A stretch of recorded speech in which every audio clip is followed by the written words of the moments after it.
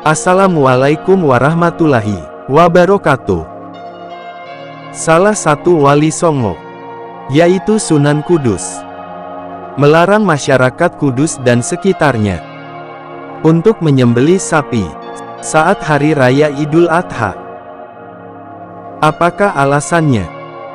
Sebuah biografi dalam buku Wali Songo. Sunan Kudus lebih mengikuti gaya Sunan Kalijaga dalam berdakwah. Dalam berdakwah, Sunan Kudus tidak pernah menggunakan kekerasan. Beliau juga berusaha untuk tidak menghilangkan adat dan kebiasaan masyarakat yang berlaku. Salah satu upaya yang dilakukan Sunan Kudus ialah melarang masyarakat Kudus dan sekitarnya untuk menyembelih sapi. Meski dalam Islam menyembelih sapi adalah hal yang dihalalkan, tetapi ini dilakukan sebagai bentuk tenggang rasa untuk menjaga perasaan umat Hindu yang tinggal di Kudus saat itu, dan menghindari pertumpahan darah antar umat beragama. Umat Hindu memiliki kepercayaan bahwa sapi merupakan binatang yang sangat dihormati dan dimuliakan. Apa yang dilakukan oleh Sunan Kudus itu persis mengikuti metode dakwah yang telah diajarkan oleh Al-Quran, yakni melanjutkan tradisi yang baik dari orang baik. Sebelum kita seiring dengan tetap memilah mana tradisi yang didakwahi dengan lemah lembut maupun ditinggalkan, atau mengenalkan perkara baru yang lebih baik. Sebagaimana hadits Nabi Shallallahu Alaihi Wasallam yang mengingatkan kita untuk mengerjakan dan melanjutkan tradisi yang baik. Artinya, barang siapa yang mengerjakan dalam Islam tradisi yang baik, maka ia mendapat pahalanya dan pahala orang yang mengikutinya, tanpa mengurangi pahala orang yang mengikutinya sedikitpun. HR Muslim. Kembali merujuk pada sumber sebelumnya.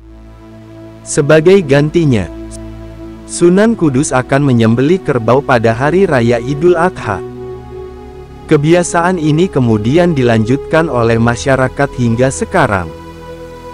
Sejumlah desa-desa di daerah Kudus disebut tidak menyembelih sapi saat Idul Adha, sehingga peternakan kerbau masih berkembang dengan baik.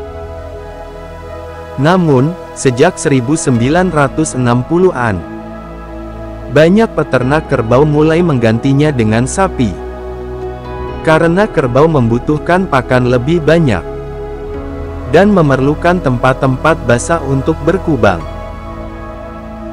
Kisah di balik larangan Sunan Kudus tentang menyembelih sapi.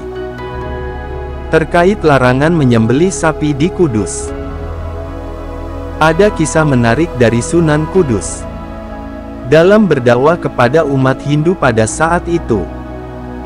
Kisah tersebut diceritakan dalam buku sejarah Wali Songo. Dikisahkan, Sunan Kudus membeli seekor sapi, dalam kisah lain disebut Kebo Gumarang.